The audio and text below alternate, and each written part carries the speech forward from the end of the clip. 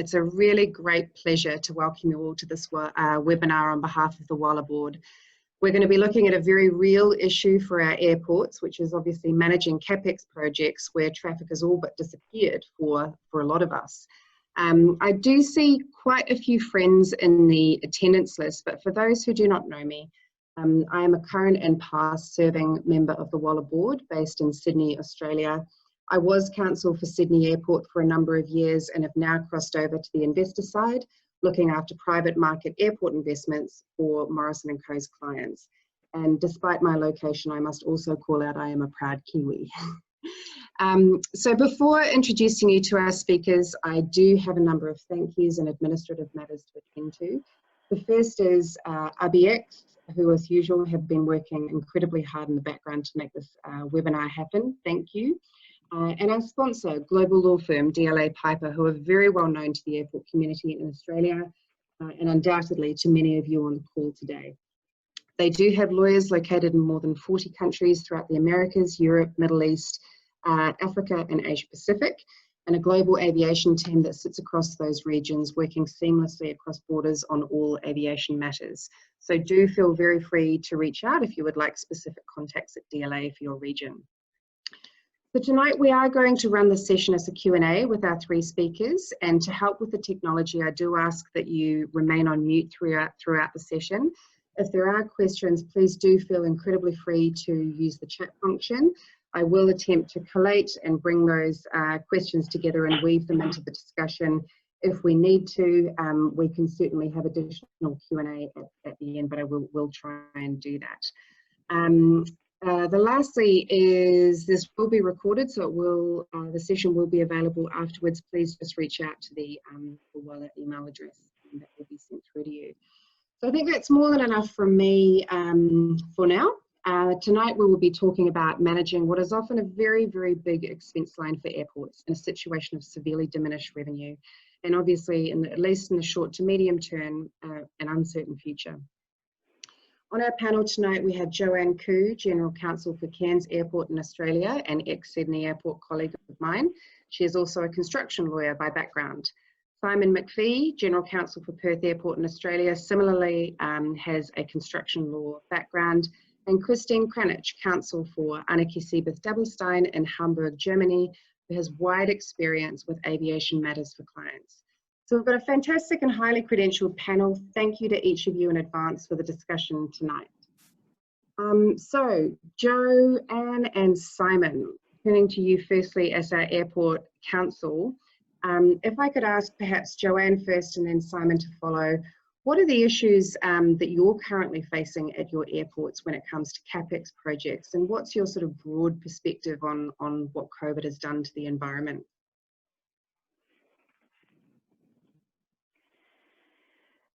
Thanks, Elizabeth, for the question. Such a pertinent one in the current environment that we're facing. A real challenge, and I imagine a common challenge for all airports at the moment, is planning for the future with an eye on the sort of immediate and short-term challenges, and making sure that we're good custodians and remain good managers and operators of airports. At the same time, also mindful that COVID has had a really disrupting impact on the airline industry and on aviation travel, and making sure that our engagement with contractors really reflect that reality, and ensuring that there is the sort of reasonable and proper risk allocation in our contracts with any contingencies or uncertainties 6 or 12 months ahead of the calendar and schedule. That's helpful. Thanks, Jo. Simon? Thanks, Elizabeth. At Perth Airport, we're in the middle of probably one of the largest capital expansions that we have, aeronautical asset capital expansions that we've ever undertaken. Unfortunately for us, we are still in the planning stages for some of the very large pieces. The way that our cost recovery model works, or our pricing model works, as with other players in the Australian market, is we actually need to have consensus with airlines in relation to the amount of capital we deploy and the time frame within which we deploy it, in order to be able to then recover on the capital we've deployed to meet our aeronautical needs. So for us, COVID has introduced a whole new level of uncertainty. And it requires us not only to manage existing projects and to work with our contractors in order to ensure they can deliver on time at cost essential pieces of work that need to be done, and also to delay those that can be avoided or at least pushed out without incurring additional cost.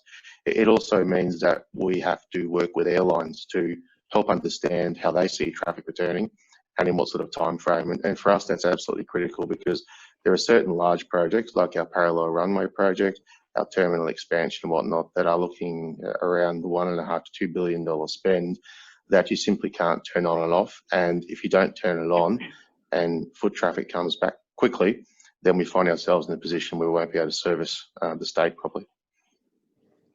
Thanks, Simon. And Christine, you have this wonderful broad overview with your variety of clients and experience. What are you seeing across the industry in Europe more generally? Yes, thank you, Elizabeth. I'm working as a lawyer in the area of aviation finance now for 19 years.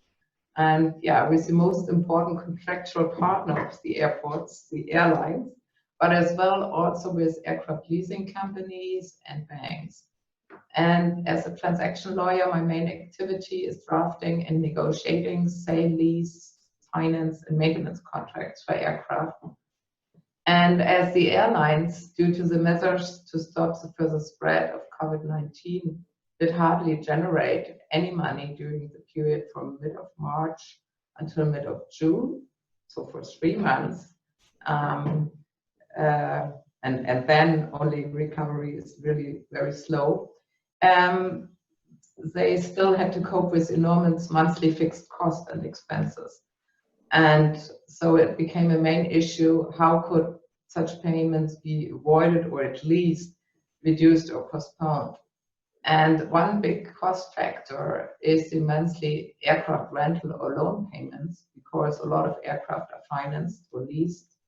So due to the fact that aircraft are expensive assets.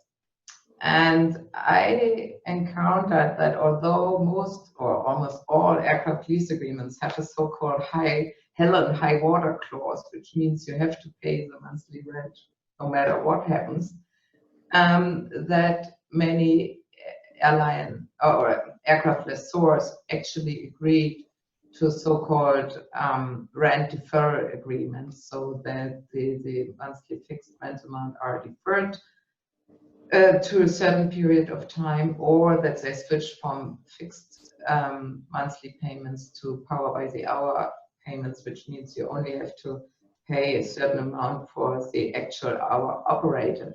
And speaking of these PBH payments, there's also another issue faced by airlines, the so-called maintenance and repair and overhaul agreements, because usually airlines have to pay a certain rate per flight hour in order to obtain engine or other component maintenance services, or just to have access to a certain spare parts pool. And then not only these agreements, you have to pay for actual flight hours, but often for planned flight hours, or you have a monthly or a yearly minimum to pay. And therefore, there have been also involved in these discussions how those payments could be also deferred or in some way adapted.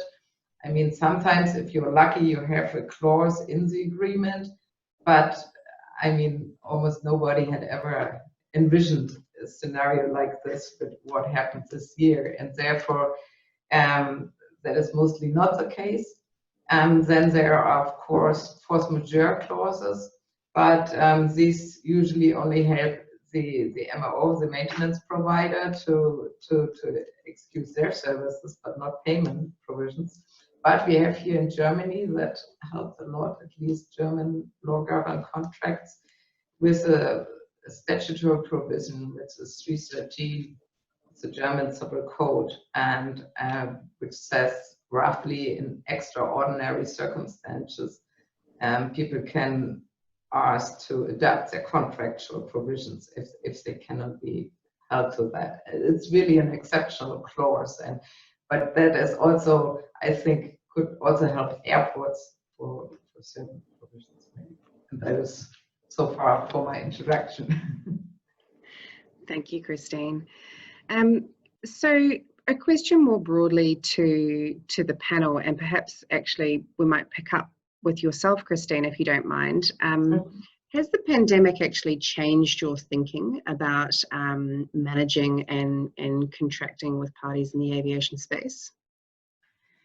Yeah, absolutely, and in the way that all the different players have to work together, or have to cooperate as, especially also as airports and airlines, which depend on each other, on the passenger traffic, and also here with the example I described with the aircraft lessors, although they did not have to, that they should agree to give there some leverage in order to avoid that many market players get off the market. And so we also know, I know that also from Frankfurt Airport, they stated, yeah, they will continue to really deepen their work with their main carrier Lufthansa. And I think they, as maybe people or everybody knows, Lufthansa got substantial state aid, 9 billion euros actually, and I think indirectly also the airports could it would be advantages for them as well. But I mean, what also will happen is that a lot of airlines will reduce their fleet.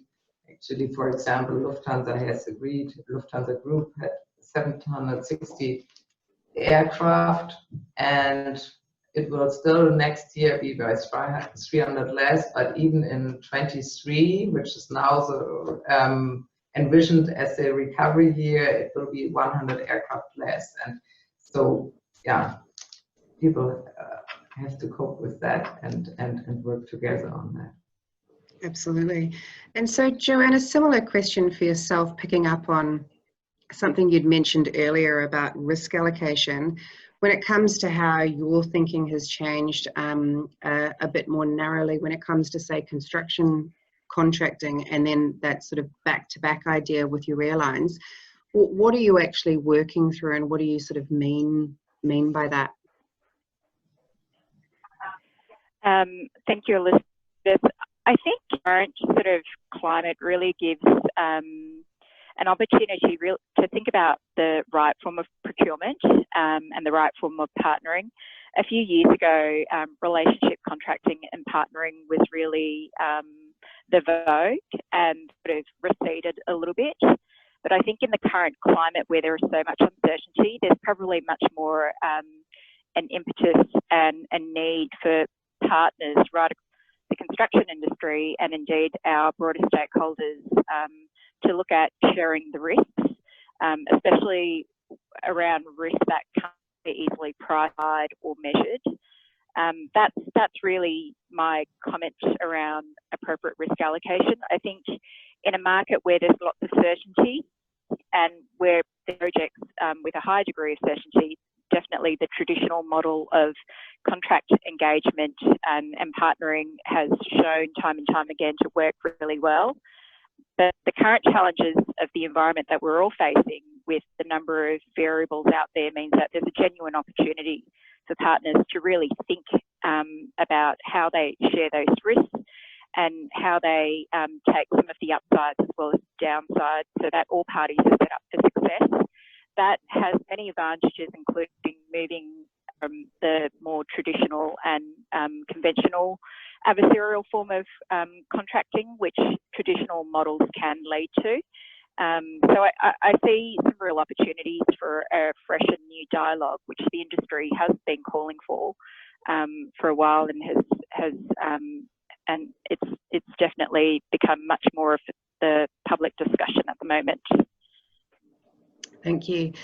And Simon, do you sort of have a take on how you're rethinking your contracting model, how you're thinking about debt sizing and funding of project in this pandemic world? Thanks, Elizabeth. Yeah, we've from a debt perspective, we've looked at those projects we have to get on with, and we've actually gone to market to make sure we have the appropriate amount of cash available via debt in order to facilitate those bills. A good example would be the runway project. there's a 5-year project time frame for that particular job, and the planning alone takes 5 additional years. So if you stop the planning approvals or you delay the project, the planning approvals invariably get delayed as well.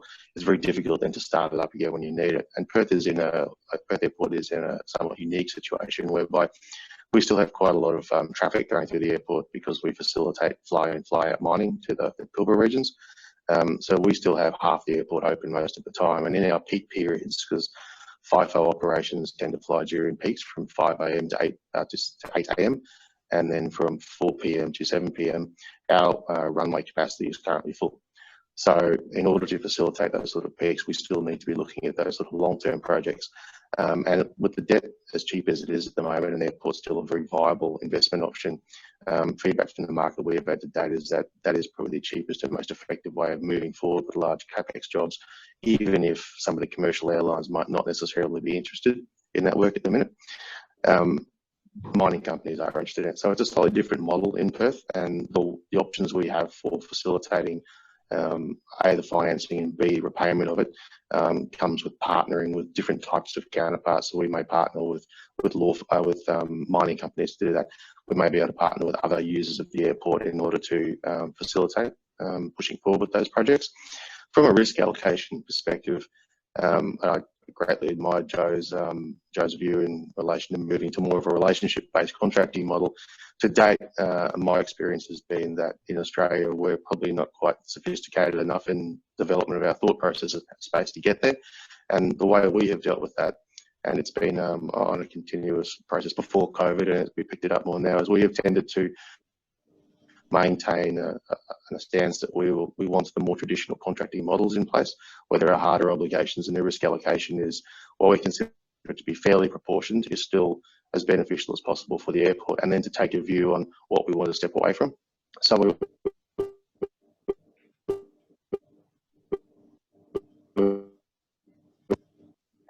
so that we can, if you like, we can waive those rights that we otherwise might have enforced, particularly in a COVID era where people need to be more practical.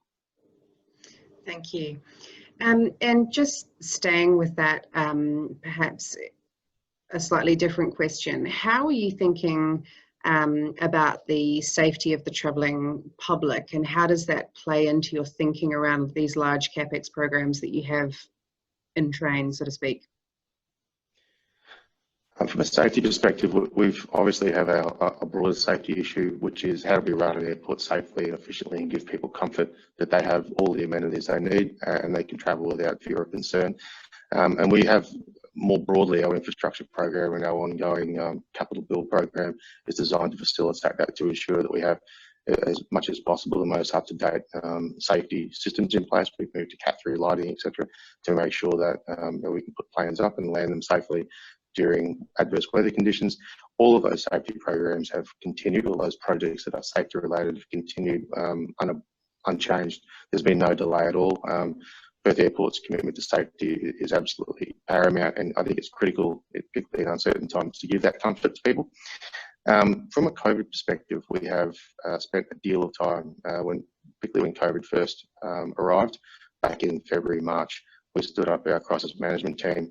And part of that was to look at, after the first few weeks, what post-COVID might look like, and then what additional precautions could be taken to give the public confidence when they're able to travel routinely again, that they're able to do so safely. And we were assisted considerably with in doing so with our partnerships with the mining companies. So by way of example, in order to ensure that FIFO mining traffic, which is, for those who aren't aware, flying in from outside of Western Australia into Perth and then getting on another plane and going up to mine sites that have purpose-built airstrips to receive personnel on different shift rosters.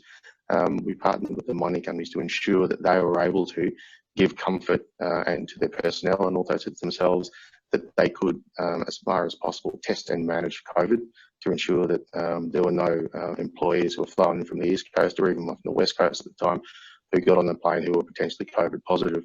And the type of initiatives that were introduced, where we had large tents put up in parking areas where previously customers were parking, and they actually had people in hazmat suits doing what COVID tests were available at the time. And if you showed any indication that you had COVID or high temperature, you're separated from everyone else and taken away and put into isolation, pending confirmation from that mining company that you in fact COVID negative, and you could come back to site and go back to the airport and get on the plane and head up north again.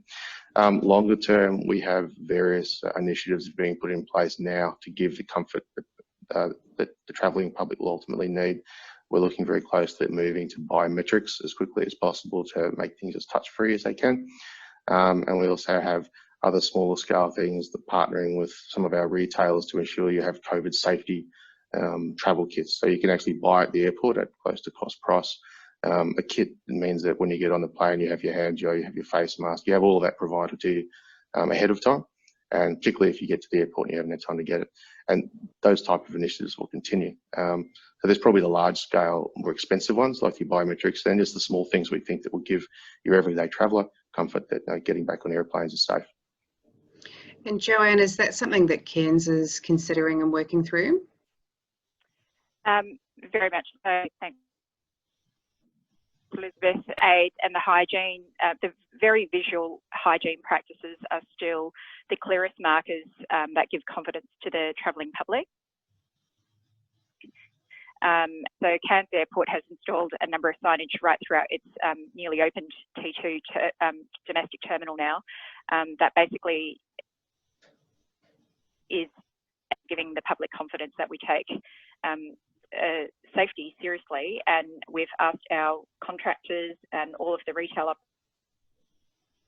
operators around the airport to ensure that they also have a COVID safe plan in place, because right now I think with the number of uncertainty that's out there, it doesn't take very much for the public to start to doubt as to whether or not they should get on the plane. And with the sort of public fury about PPE and other, clear markers that airports are taking COVID and hygiene practices safely, that's the biggest confidence that will ensure that the traveller feels safe again in terms of getting onto a plane.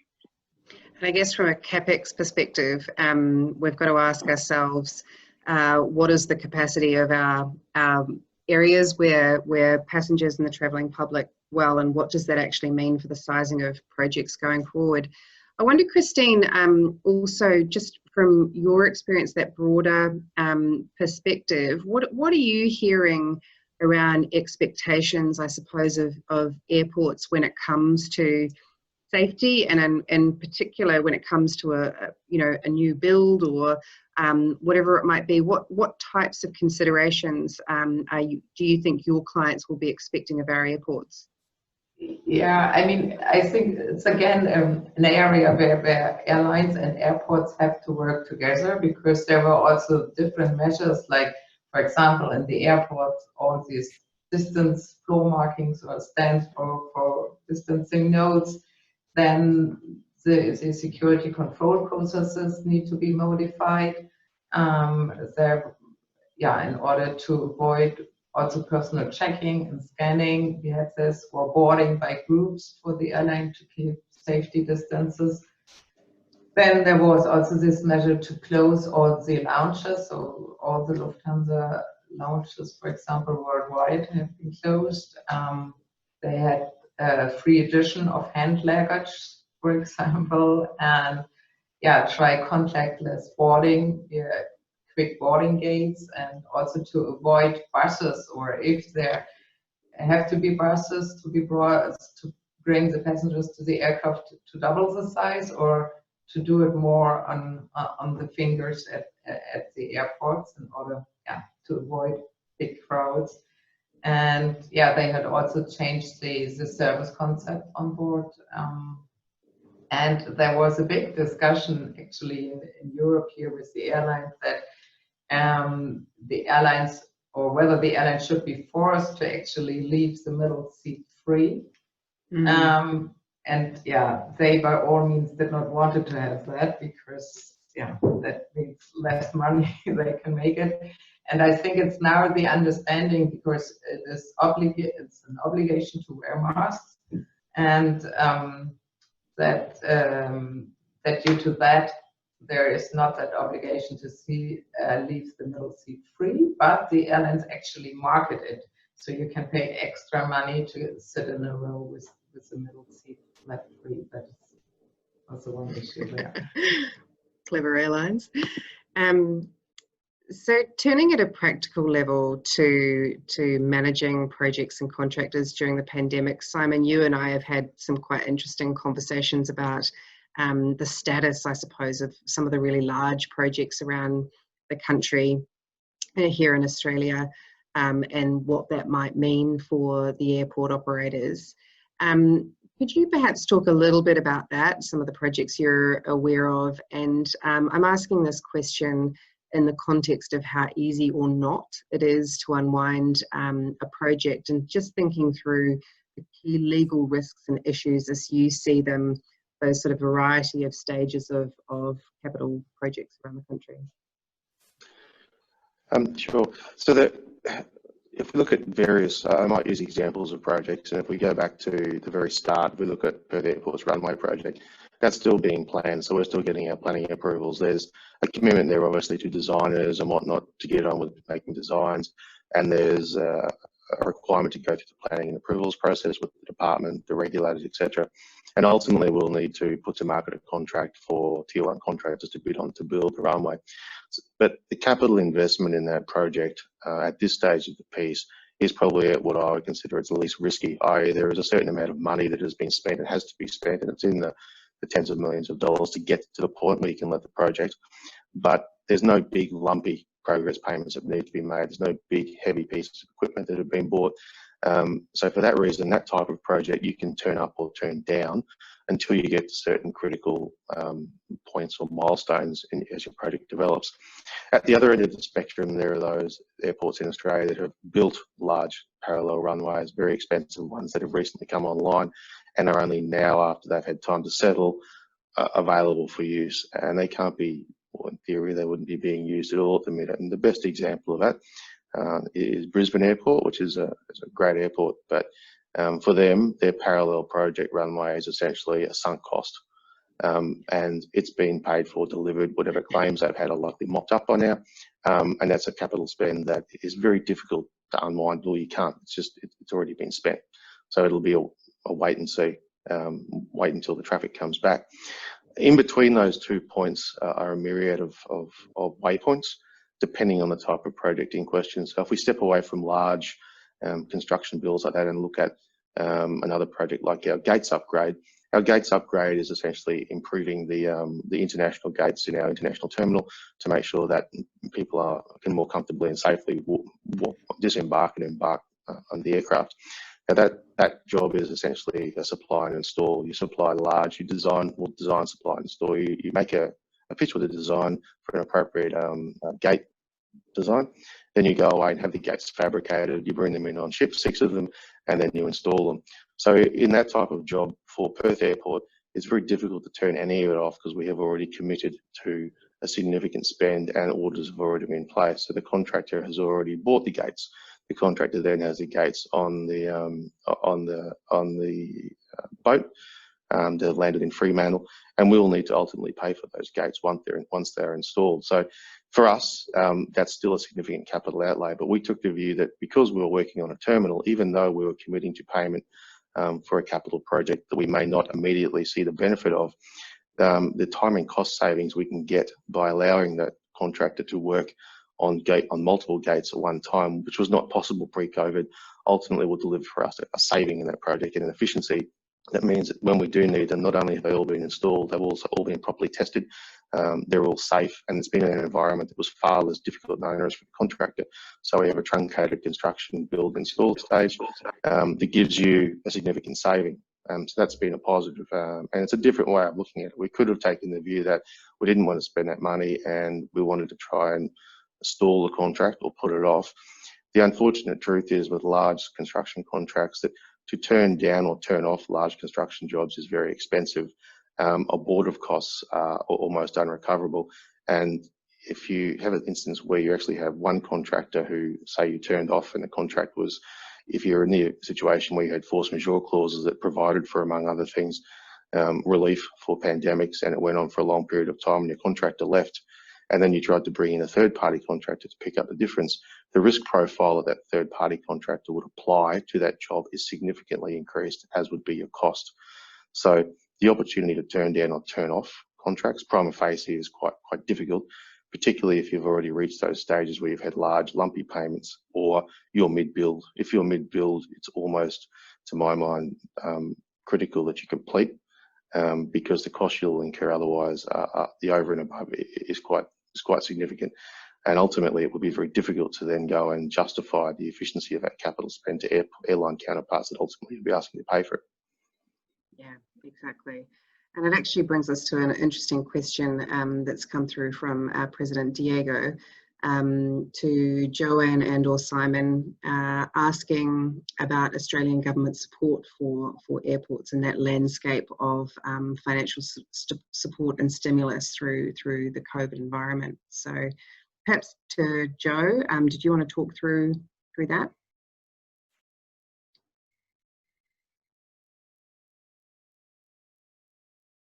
Can't hear you, Joe.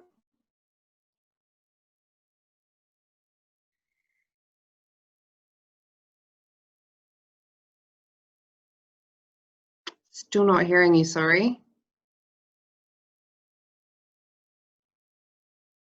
Might switch to Simon while Joanne checks her headset, if that's okay. If you wouldn't mind taking that. No problem. So the Australian government has taken a view that COVID support needs to be industry-based, using existing payment mechanisms, so to speak, if we're talking about funding. So the way that the Australian government has addressed the aeronautical industry support is twofold. One is to subsidise and to maintain certain critical flights for our two domestic carriers, being Qantas and Virgin Australia, with the idea being then that the monies that otherwise would have been paid, or in fact paid by the federal government to subsidise those flights, then trickles down through the supply chain of which the airport forms part. The second way that the Australian government has supported airports is to offer relief for certain statutorily mandated charges like security fees. So the mandatory security screening is still in effect, but the cost of... Oh, Simon. Brent, sorry, have you still got me, Elizabeth? Yeah, you're back. Sorry. Yep. The capacity for the cost of screening 30 passengers who are getting on a plane that has a capacity of 250 is exponentially greater per head. So what the federal government has said is, to the extent that you have base security costs and you are under recovering on those, then you bill the airlines for those costs. The airlines then need to come to us after they've paid them, and they'll reimburse the airlines. What we haven't had is direct support from the federal government. So we've had relief from certain fees and charges and to try and facilitate keeping the airport open, but we haven't had direct stimulus packages injected into airports or offered to anyone, as far as I'm aware, in the aeronautical space, and that includes the airlines. It's been a very different approach to what we've seen overseas. So Christine, we might have a slight pivot here, if that's okay. I wondered if you could provide your perspective on key lessons learned as you've made your way through this pandemic with quite a variety of clients, and what do you think would be the key things you would want airport operators to know when contracting with the various parties?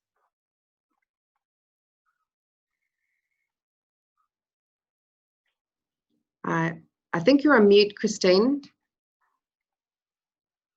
Sorry, no. There you are. Yeah, I also wanted to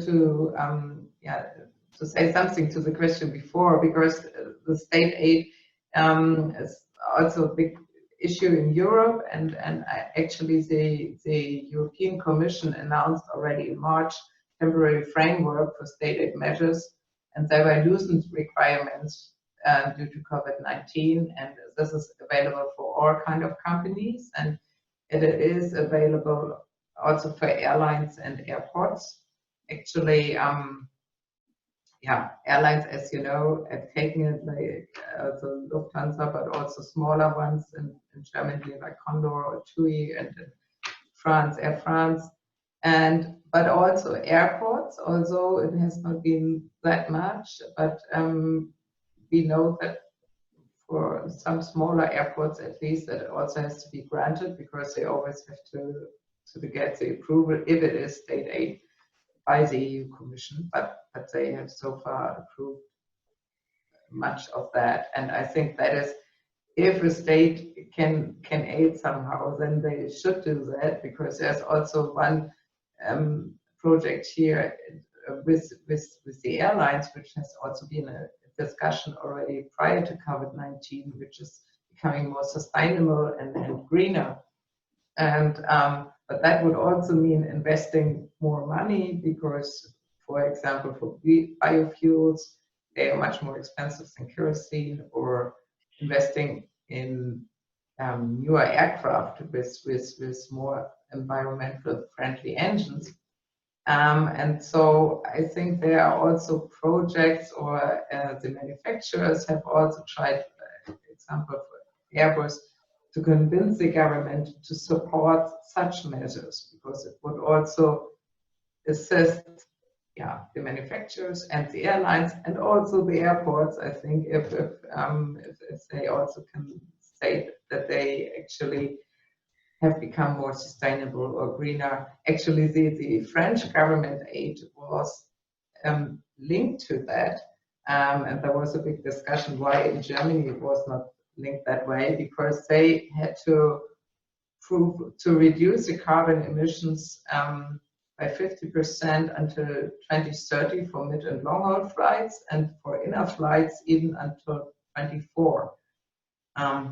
So that is, I think, that is a big project that all parties should work together, and really governments which should assist, and it is important to continue also with these big capex projects. We have, for example, in Frankfurt, they are building a new terminal, passenger terminal, because it was not big enough anymore. And they also stated now they will continue the project, because stopping it would just increase more costs. And you are investing in these things not for the coming years, but for decades. And so, but all the team players, or have to be team players, all the different parties, and work together to get out of this crisis. Thank you. We just had quite an interesting question come through that I might put to Joanne if you're there. I know we just had a little bit of technical difficulty. Yeah. Oh, great. Hello. I'm good. Good to see you. So the question is really around, I suppose, explaining what impact CapEx programs or might have with head lease. And I wondered if you might be able to explain for our quite global audience what obligations, how the head lease actually works, and what you see as the framework for sort of requiring development or not, and any perspectives you might have on that framework. Yeah, I'll speak. Thanks for the question. I'll speak very broadly and generally for Australian airports.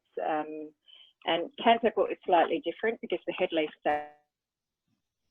actually with the state government, as opposed to a lot of Australian airports, which still has the head lease with the federal government. But generally speaking, airports are granted a 99-year lease to run and operate and maintain the airport. In the course of doing so, they commit to certain development covenants to ensure that the airport is able to remain in good work, in working repair, essentially. And so what that looks like is, for most airports, there's a master plan or a land use document that gets looked at depending on the statutory period of the particular act, whereby the airport has to plan for basically future capacity and ongoing development of the airport. And what that means in the current environment is that we need to keep our airports running and in good working order. The challenge for CapEx airports in an environment whereby whereby there aren't the passenger traffic to support really large and expensive CapEx development, is that airports have to become really good custodians, good managers of selecting the right airports that will ensure the longevity of the airport and make sure that operations remain safe and operable. It also means that some of the shinier projects and the biggest CapEx projects may need to be postponed for 2 or 3 years at a time until we see that return of passengers. Airports, through the privatisation process, have become very much a customer-centric sort of business, and it's really key to the way we navigate these current economic conditions at the moment.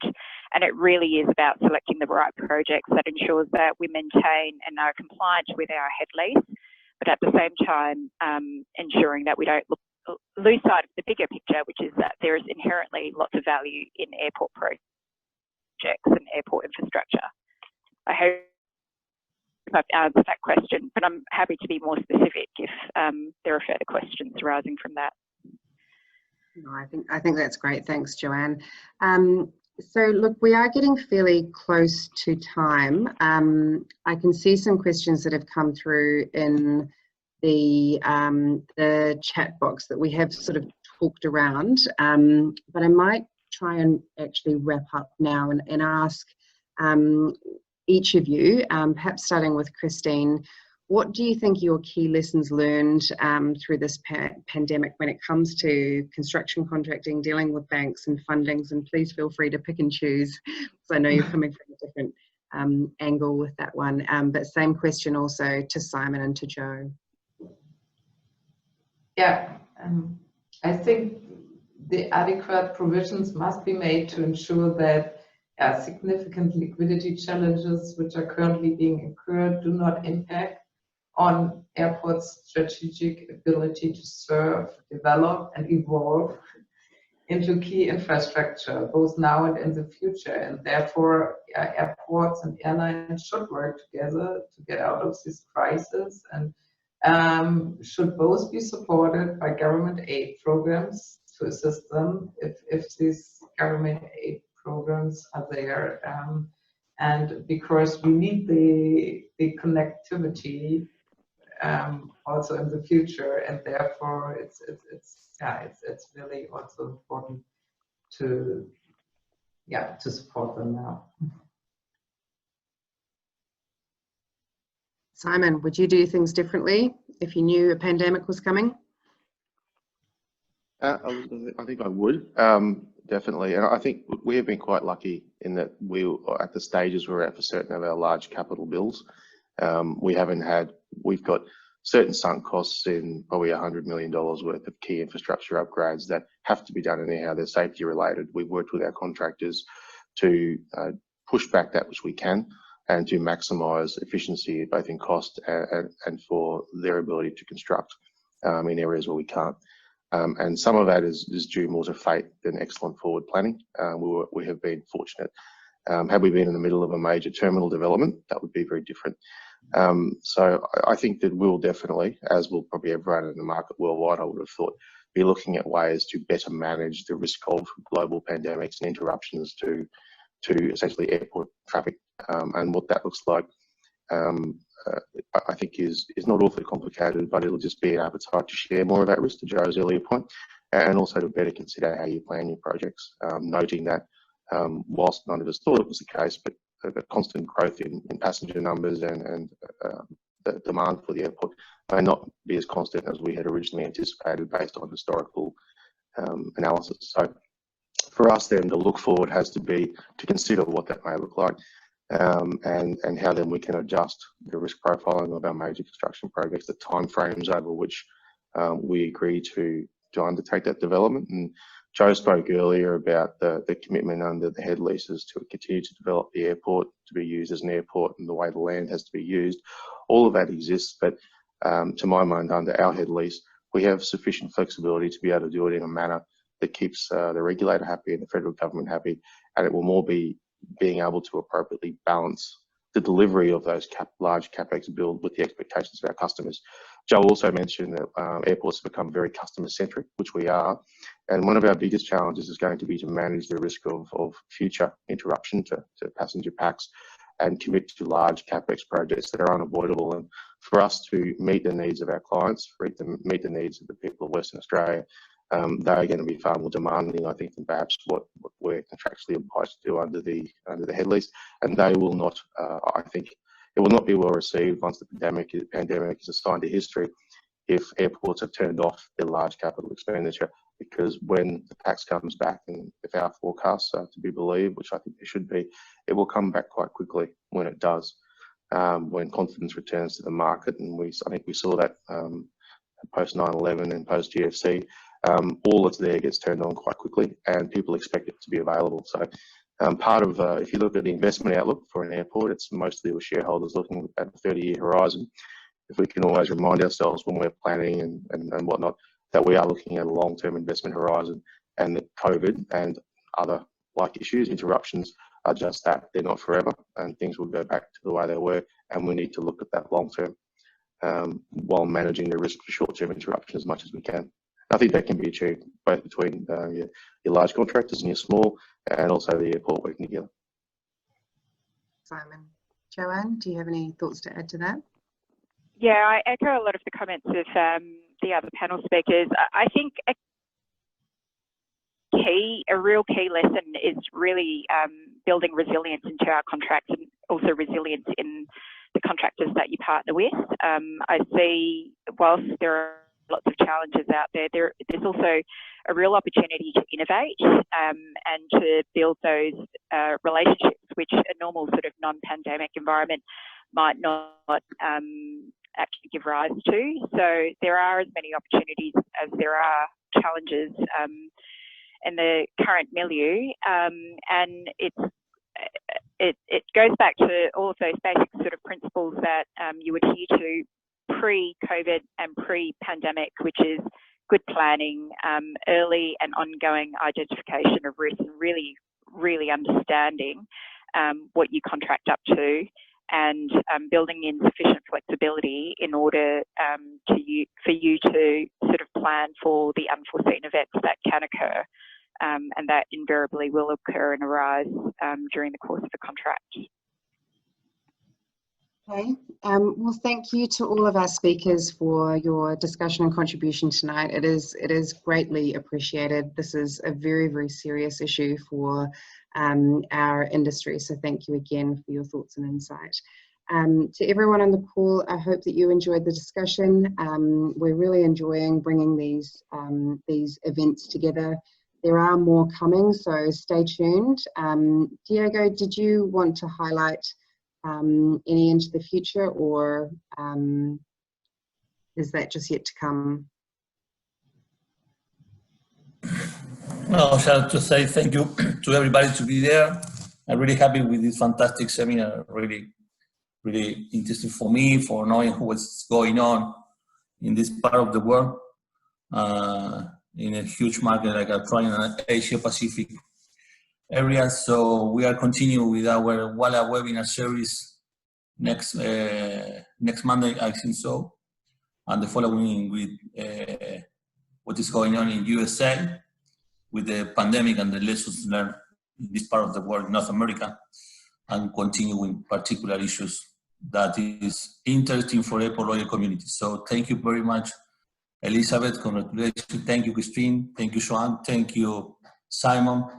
I really appreciate your help and your support and this very exciting event once again. Thank you. Back to you, Elizabeth. Okay. Thank you, everyone. So that concludes our seminar for this evening, and I hope everyone has a wonderful day. Thank you. Thank you. Bye-bye. Bye-bye. Thanks, Elizabeth. Bye.